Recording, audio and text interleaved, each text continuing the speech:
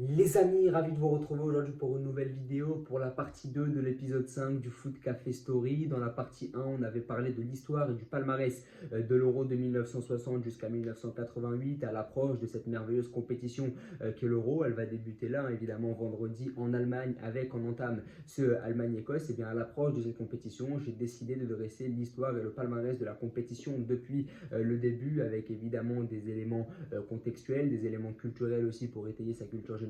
C'est le but du Foot Café Story, mais c'est vrai que dans la partie 1, on avait évoqué l'Euro de 1960, donc à sa création jusqu'en 1988. À l'Euro 1988, on s'était arrêté la dernière fois avec cette fameuse victoire des Pays-Bas en terre allemande, le but historique de Van Basten face à l'URSS, bien sûr, un Euro légendaire. Et donc on va entamer cette partie 2 avec l'Euro 1992 et on va aller jusqu'au dernier Euro en date, c'est-à-dire l'Euro 2021. Et donc on est parti pour l'Euro 1992 qui a été le témoin de l'un des exploits les plus retentissants de l'histoire de l'Euro. On parle beaucoup de l'exploit par exemple de la Grèce en 2004, on y reviendra juste après, mais c'est vrai que l'exploit réalisé par les Danois en 1992 est complètement dingue, dans le sens où cette équipe danoise à la base n'était même pas qualifiée pour la compétition. Les Danois ont été repêchés suite à la guerre en Yougoslavie, donc là aussi, élément culturel très important, c'est qu'à ce moment-là, au début des années 90, eh bien, il y a la chute du communisme, mais il y a aussi la guerre et les guerres de Yougoslavie au début des années 90. Beaucoup d'entités qui composaient la Yougoslavie à l'époque réclamaient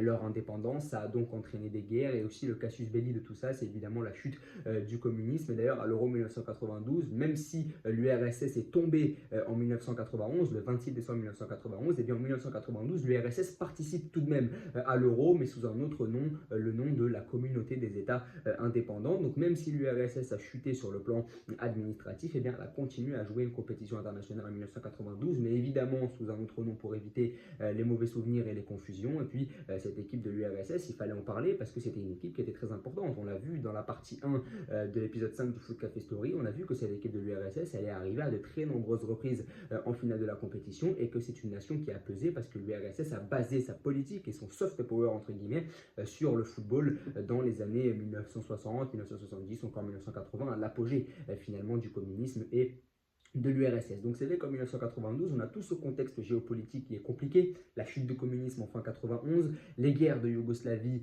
début des années 92 qui ont donc entraîné le forfait et le désistement de cette sélection et donc qui nous a amené au repêchage du Danemark qui est venu remplacer une Yougoslavie qui était en train de s'embraser à ce moment-là. Et donc le Danemark va remporter la compétition évidemment avec des noms évidemment légendaires, hein. Peter Schmeichel dans les buts, le père de Kasper Schmeichel qui a été gardien de Leicester, qui a été gardien de l'OGC Nice l'année dernière, qui sera d'ailleurs élu meilleur joueur de la compétition, hein. Peter Schmeichel, la légende de Manchester United. Il y a aussi Brian Laudrup, le frère de Michael Laudrup, mais Michael Laudrup ne fait pas partie de la sélection, il n'a pas été convoqué à cause d'incompatibilité d'humeur avec le sélectionneur de l'époque, donc c'est assez dingue de se dire que cette équipe danoise a remporté l'Euro en étant repêchée, sans préparation physique ni mentale préalable et sans son meilleur joueur meneur de jeu à ce moment-là, Michael Laudrup, l'ancien du Barça ou encore du Real Madrid. Donc c'est vrai que cette sélection danoise, c'était quand même une très très belle sélection qui va finir par remporter l'Euro. Et de cet Euro 92 va naître un changement de règle assez conséquent dans le football, c'est la règle de la prise à la main sur une passe en retrait. C'est vrai que les Danois ont énormément usé de cette technique, puisque les Danois, durant l'Euro 92, ont énormément défendu, ils ont essayé de gagner le temps, bien sûr. Évidemment, ils étaient repêchés, ils n'allaient pas jouer un jeu protagoniste, ils n'avaient pas de schéma tactique prédéfini à la base, donc forcément, ils ont été condamnés à défendre et à jouer avec les moyens du bord. Donc ils ont énormément joué avec cette technique de la passe en retrait. Les joueurs danois, quand ils voulaient gagner du temps, ils jouaient le retrait sur Peter Schmeichel qui prenait le ballon à la main.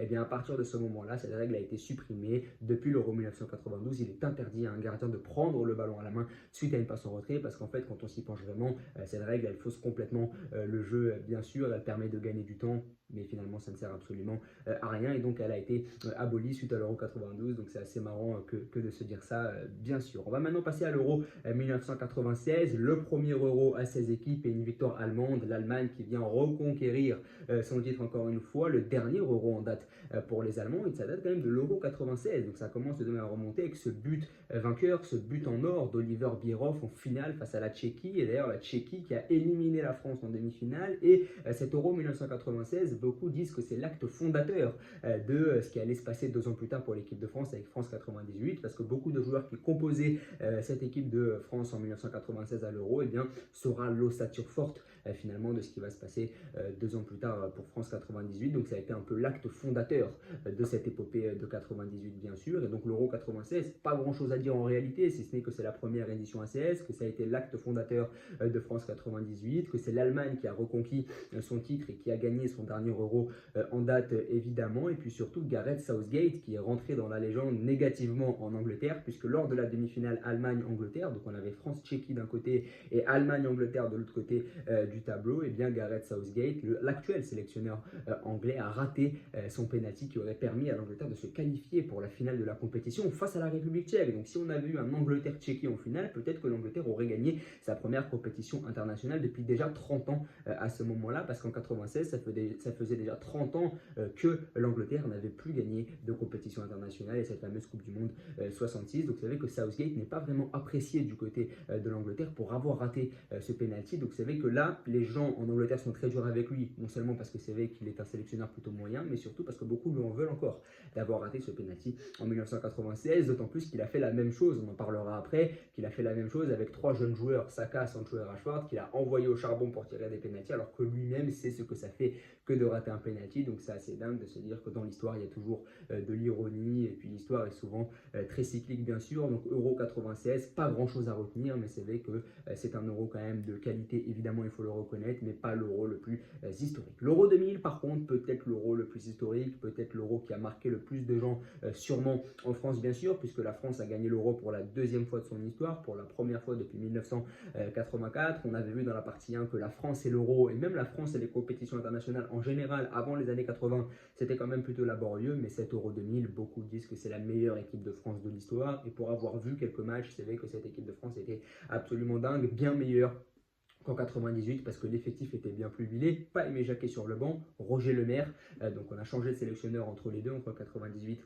et 2000, et cette équipe de France elle était merveilleuse parce qu'en fait les adversaires qui ont affronté l'équipe de France sont de grande qualité, que ce soit l'Espagne en quart, le Portugal en demi ou l'Italie en finale, on n'a que des équipes de très très haut niveau, et la seule équipe qui a battu la France lors de l'Euro 2000, c'est les Pays-Bas. Et petit fun fact sur les Pays-Bas, 2 ans avant, les Pays-Bas s'étaient fait éliminer par le Brésil en demi-finale de la Coupe du Monde 98. C'était un match à Marseille et beaucoup de joueurs français ont dit qu'ils auraient préféré jouer le Brésil que les Pays-Bas, qu'ils ont en tout cas préféré jouer le Brésil que les Pays-Bas. Et lors de la demi-finale Brésil-Pays-Bas en 98, ils voulaient que les Brésiliens se qualifient parce qu'ils avaient vraiment peur des Pays-Bas. Et cette équipe des Pays-Bas, beaucoup l'oublient, mais courant des années 90, début des années 2000, eh bien, elle était absolument impressionnante de cette équipe. Ça n'a pas vraiment été récompensé d'un point de vue des trophées ou même d'épopées. C'est vrai qu'au final 98 c'est demi-finale et 2000 c'est demi-finale aussi, mais c'est l'équipe qui était peut-être la meilleure et la plus crainte par ses adversaires à ce moment-là, cette équipe des Pays-Bas, parce qu'elle était très impressionnante. Et donc l'anecdote c'est de se dire que beaucoup de joueurs de l'équipe de France ont préféré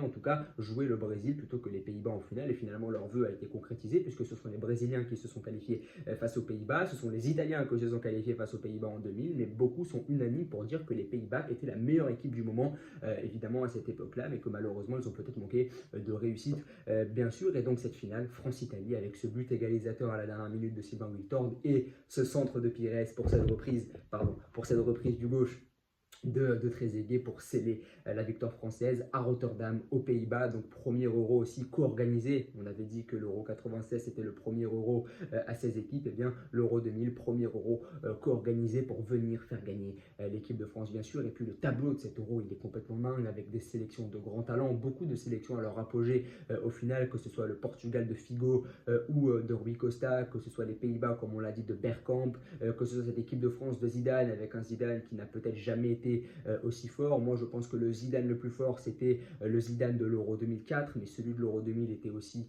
évidemment merveilleux, mais beaucoup sont unanimes pour reconnaître que cet Euro 2000 était l'Euro le plus relevé de l'histoire, évidemment avec un tableau de grande qualité. On va maintenant parler de l'Euro 2004, moins de mastodontes, beaucoup plus de surprises. C'est vrai que cet Euro 2004 c'est un peu l'anti-Euro 2000. L'Euro 2000 on n'avait que des grosses équipes dans le dernier carré, et bien l'Euro 2004 ça n'a absolument rien à voir parce qu'on n'a que des surprises. On a notamment un Grèce-République tchèque en demi-finale, et cette équipe tchèque complètement dingue. Et c'est vrai que s'il n'était pas tombé sur cette équipe grecque qui était venue pour marquer l'histoire, peut-être que les Tchèques auraient pu remporter cette compétition. Les Tchèques qui sont évidemment évidemment les héritiers de l'équipe tchécoslovaque qui avait fait déjà finale de la compétition des années auparavant, mais c'est vrai que cette équipe de République tchèque, elle a quand même des joueurs de grande qualité. On a le duo Barros-Kohler devant, des joueurs qui sont passés par la Ligue 1, par Monaco pour Kohler et par Lyon pour Milan Barros. On a Rosicky qui est parti évidemment après du côté d'Arsenal, qui a eu quelques complications physiques, il enchaînait les blessures, mais c'était un joueur de grande qualité. Et évidemment Pavel Nedved, la légende de la Juve, Ballon d'Or 2003. On a déjà Petrosec qui est jeune gardien à ce moment-là. Donc l'Euro 2004 pour cette équipe de République tchèque, c'est un peu une désillusion parce qu'ils avaient une génération très forte qui aurait pu aller au bout. C'est une équipe qui avait fait finale de la compétition contre l'Allemagne, comme on l'a vu 8 ans avant. Donc c'est une équipe qui disposait d'une vraie génération, mais la vraie désillusion, elle est pour les Portugais. Parce que les Portugais, ils sont à domicile, ils arrivent en finale, ils ont peut-être la plus grande génération de leur histoire, ils ont la première compétition internationale de Cristiano Ronaldo, donc on se dit qu'à ce moment-là, ça peut être le premier trophée d'une légende. Ils arrivent contre la Grèce à domicile. Ils sont évidemment largement favoris face à une équipe grecque qui, au final, était la grande surprise de la compétition. Les Portugais avaient déjà joué les Grecs en phase de poule et finalement les Portugais vont finir par s'incliner en finale face à la Grèce à domicile. Pourtant en disposant d'un meilleur effectif, peut-être que c'est la pression de jouer à domicile, d'être largement favori. On se rappelle tous, on se rappelle, j'étais un peu trop jeune, mais l'imaginaire collectif se rappelle des larmes de Cristiano Ronaldo.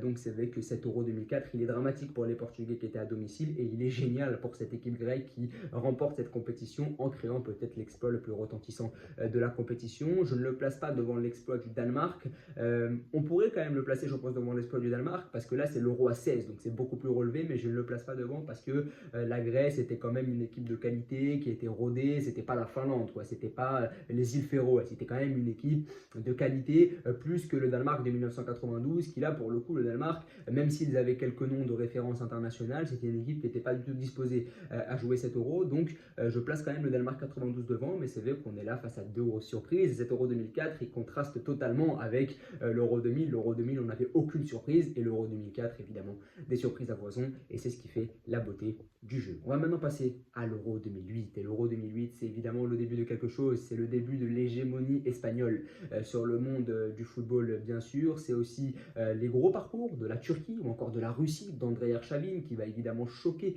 le monde lors de cette compétition de l'Euro. Cette équipe de Russie elle était évidemment de grande qualité, c'est dommage qu'ils se soient fait un peu gifler sur la demi-finale face à l'Espagne puisqu'ils se sont inclinés 3-0 sur la demi-finale face aux Espagnols et puis de l'autre côté du tableau on a Turquie-Allemagne et là aussi contexte politique très important. Turquie-Allemagne, grosse diaspora turque du côté de l'Allemagne, beaucoup de joueurs allemands issus de l'immigration turque, donc là aussi ça a pu créer quelques frictions. Ce Allemagne-Turquie et puis ce scénario rocambolesque avec 2-1 pour les Allemands à la 85e, les Turcs qui égalisent pensant décrocher la prolongation et Philipp Lahm qui va finalement finir par sceller le succès allemand dans les dernières minutes pour s'imposer 3-2 et puis derrière cette finale Espagne-Allemagne avec ce but très connu de Fernando Torres pour finir par l'emporter 1-0 face aux Allemands. Le début de l'hégémonie de l'Espagne, évidemment cette demi-finale Allemagne-Turquie, les surprises, qu'elles soient turques, qu'elles soient russes, donc quand même aussi le lot de surprises, mais au final le début de l'hégémonie espagnole sur le monde du football. On va maintenant passer à l'Euro 2012 et l'Euro 2012 là aussi co-organisé en Pologne et en Ukraine, l'apogée de l'Espagne bien sûr avec une équipe espagnole que plus rien n'arrête malgré quelques complications sur la demi-finale face au Portugal où ils ont dû disposer des Portugais au tir au but. Globalement l'Espagne, hormis aussi un nul sur le premier match face à l'Italie, globalement l'Espagne a survolé cette compétition en giflant l'équipe de France en quart de finale 2-0, en giflant dans une victoire légendaire en finale les Italiens 4-0. Vous savez que c'est rare quand même d'avoir une telle raclée en finale de la compétition. 4-0 les Espagnols face à l'Italie de Buffon, de Pirlo, de Chiellini ou encore évidemment de Balotelli qui a fait peut-être la meilleure performance individuelle de l'histoire sur un Euro. C'est vrai que Balotelli a fait un Euro 2012 extraordinaire et cette célébration qui est devenue évidemment mythique face à l'Allemagne. Donc c'est vrai que cet Euro 2012 c'était un Euro de qualité et puis surtout l'Euro 2012 il a été le symbole de quelque chose que j'ai trouvé très intéressant, c'est que l'Euro 2012 est la première compétition internationale où il y a eu le moins de fautes depuis 1978 et beaucoup ont listé les raisons du fait qu'il y ait eu aussi peu de fautes durant l'Euro 2012 parce que c'est vrai que normalement dans une compétition internationale tu représentes ton pays, on sait qu'il y a quand même des roublards, les Italiens, les Allemands, ce sont quand même des sélections qui sont connues pour leur roublardise, pour leur vice, pour leur capacité à faire des fautes. Et bien c'est assez étonnant Pardon, j'ai plus de batterie. C'est assez étonnant de se dire que l'Euro 2012 a été la compétition où il y a eu le moins de fautes depuis 1978. Compétition internationale, Euro plus Coupe du Monde. Et beaucoup de journalistes ont trouvé des raisons à cela. La première raison, ce serait évidemment le fait qu'aujourd'hui, il y a un football de transition que se soit développé. C'est vrai qu'aujourd'hui, à partir de 2012, c'est les premiers signes de l'évolution vers le football de transition. C'est-à-dire que beaucoup de joueurs sont de plus en plus rapides et forcément, tu n'as pas envie de te faire dribbler. Donc, tu vas essayer de mieux défendre face à un footballeur de transition. Tu es plus à même de faucher un joueur technique que de faucher un joueur rapide, parce qu'un joueur rapide, si tu essayes de le faucher, tu prends le risque qu'il te prenne de vitesse, alors qu'un joueur technique, le faucher directement, il n'y a pas vraiment de souci. Donc c'est vrai que beaucoup disent qu'il n'y a pas eu beaucoup de fautes parce que c'était le début vers l'évolution vers le football de transition. Je trouve que ça se tient comme raisonnement, et puis surtout, c'est le début des effets de la mondialisation du foot. Et quand a entraîné la mondialisation du foot, elle a entraîné le fait que tous les joueurs se connaissent. Et c'est vrai que depuis l'arrêt Bosman, donc 1993, donc là aussi contexte historique lié au football, depuis l'arrêt Bosman de 1993, il y a un certain libre-échange au niveau du football, tout le monde peut jouer n'importe où, et donc les joueurs sont plus à même de tous se croiser, de se connaître. Il y a vraiment une communauté de footballeurs très solidaire. Aujourd'hui, tous les joueurs se connaissent. Maintenant, avec les réseaux, ça s'est évidemment décuplé avec les partenariats, les sponsors, et c'est vrai que à partir de l'arrêt Bosman, on s'est dit que la mondialisation allait faire que tous les joueurs allaient se connaître. Mais les premiers effets, on ne les a pas sentis dès 1993. On les a sentis 20 ans plus tard, donc à partir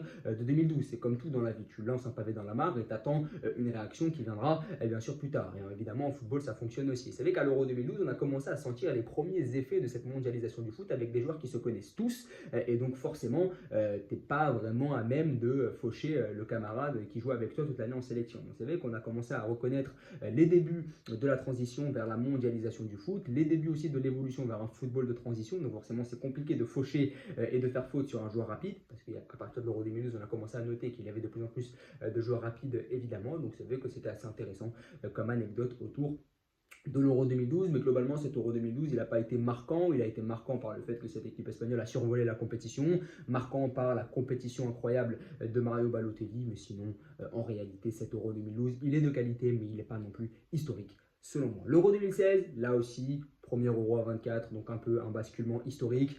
Premier Euro à 24, beaucoup se sont plaints du fait que les troisièmes de poule à ce moment-là pouvaient se qualifier. C'est vrai que ça avait fait un petit débat. Beaucoup se sont plaints aussi du fait qu'on ne comprenait absolument rien à la compétition. C'est vrai qu'on ne comprenait pas vraiment, parce qu'avant c'était facile, hein. Le premier affronte le deuxième, et ça fonctionne comme ça pour chaque poule. Tout le monde se croise et puis c'est comme ça. Maintenant avec l'Euro à 24, on a commencé à faire des calculs, à se dire qui va finir meilleur troisième. 16 équipes sur 24 se qualifient pour les huitièmes, donc un tableau un peu moins relevé, un peu moins dur de se qualifier pour les huitièmes de finale. Donc c'est vrai qu'au début ça avait engendré quelques complications, ce passage à l'Euro à 24, et puis finalement on s'est habitué. Pourtant ça fait que 2 euros à 24, mais on s'est quand même habitué à cet Euro à 24 finalement, parce que maintenant c'est aussi le cas pour la CAN aussi. Mais l'Euro 2016, ce qui est assez ironique, c'est que c'est une équipe qui va finir troisième de son groupe qui va s'imposer au final. Donc c'est vrai qu'on a énormément critiqué cette politique des meilleurs troisièmes, pour qu'au final, sur la première édition de la compétition, ce soit un meilleur troisième qui se qualifie, donc avec le Portugal. Et c'est vrai que le Portugal a pris sa revanche sur 2004, et c'est là qu'on se dit que le football est mal fait. C'est qu'en 2004, le Portugal, à domicile, favori, va s'incliner en finale face à l'outsider grec, et puis une équipe avec une moins forte génération en 2016 objectivement va s'imposer en finissant troisième de la poule dans un premier temps, en ne gagnant aucun match en poule, va finir par s'imposer avec un vide générationnel. C'est vrai qu'à ce moment-là, le Portugal n'avait pas la génération qu'il a aujourd'hui, mais n'avait pas la génération qu'il avait en 2004 non plus. C'était un peu un creux générationnel avec beaucoup moins de talent individuel, et cette équipe du Portugal qui va s'imposer face à l'équipe de France. Grosse désillusion évidemment pour les Français, parce que les Français étaient un peu dans la même configuration que les Portugais en 2004. Les Français étaient largement favoris, ils venaient d'éliminer le mastodonte allemand, parce que c'est vrai que sur la demi-finale face à l'Allemagne, la France est sacrément malmenée au Vélodrome, et dès qu'on passe les Allemands, on se dit contre les Portugais, ça va être plus simple. Et finalement, cette équipe française qui va s'incliner avec ce fameux but d'Eder. Évidemment, des légendes comme ça qui surgissent et qui repartent dans l'anonymat quelques semaines plus tard. Donc voilà, c'était un Euro aussi complètement dingue. J'ai beaucoup apprécié cet Euro là parce que j'étais encore un peu jeune, j'avais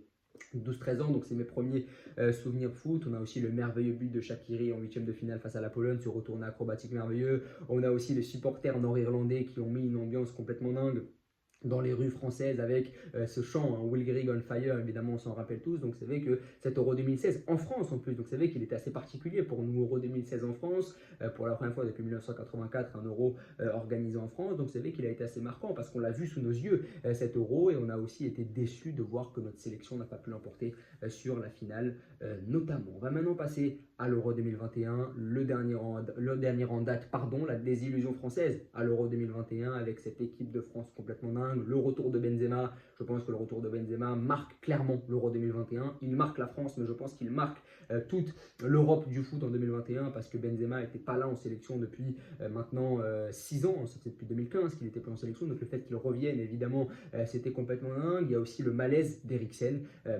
Évidemment, qui a marqué beaucoup de monde, bien sûr. Moi, personnellement, ça m'avait choqué et j'avais plus vraiment envie de suivre la compétition suite à ce malaise-là parce que j'avais pas compris vraiment pourquoi ils avaient décidé de continuer la compétition. En tout cas, moi, c'était mon ressenti à ce moment-là. Après, j'ai compris que par hommage pour lui, les joueurs ont préféré continuer, mais moi, je trouvais que ça avait jeté un petit coup de froid sur la compétition. J'avais pas non plus aimé l'organisation de l'Euro. J'avais pas aimé le fait qu'on voyage comme ça partout à travers l'Europe. Le fait que l'Euro soit co-organisé entre deux pays, ça m'allait parfaitement, mais le fait qu'on voyage comme ça un peu partout, j'avais trouvé ça un peu incohérent, d'autant plus que l'Angleterre, par exemple, avait joué quasiment tous ses matchs de phase finale à domicile, donc forcément ça faussait un peu la compétition, donc j'avais pas vraiment aimé cet Euro délocalisé. En plus, ça intervenait un an après le Covid, donc je comprenais pas vraiment l'utilité que de faire un Euro délocalisé un an après une pandémie mondiale. Je comprenais pas vraiment, donc avec la multiplicité des voyages, etc. Moi, je préfère l'Euro quand il est organisé dans un seul pays parce que ça crée une atmosphère particulière autour du pays en question. Mais c'est vrai que 2021, c'est pas un Euro qui m'a beaucoup marqué parce que la France est sortie tôt, et ça faisait longtemps que la France n'était pas sortie tôt d'une compétition internationale. C'est vrai que la hype autour de l'équipe de France n'était pas à la mesure du résultat final.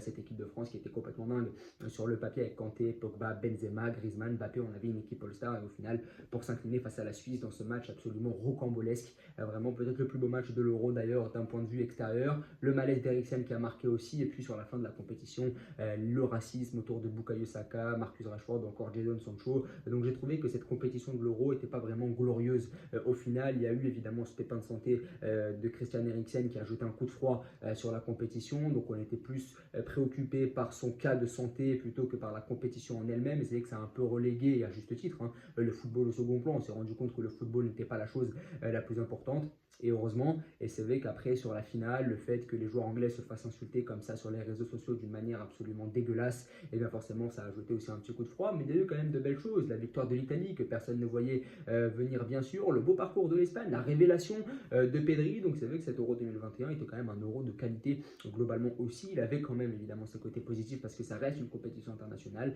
mais c'est pas l'Euro qui m'a plus marqué, et j'espère que cet Euro évidemment sera meilleur. Mais voilà, c'était un petit tour d'Europe de l'Euro évidemment de 1992 jusqu'à 2021, vidéo un peu longue, 22 minutes peut-être. Donc voilà, n'hésitez pas à me dire ce que vous en avez pensé, à vous abonner, à liker et à partager. Merci beaucoup.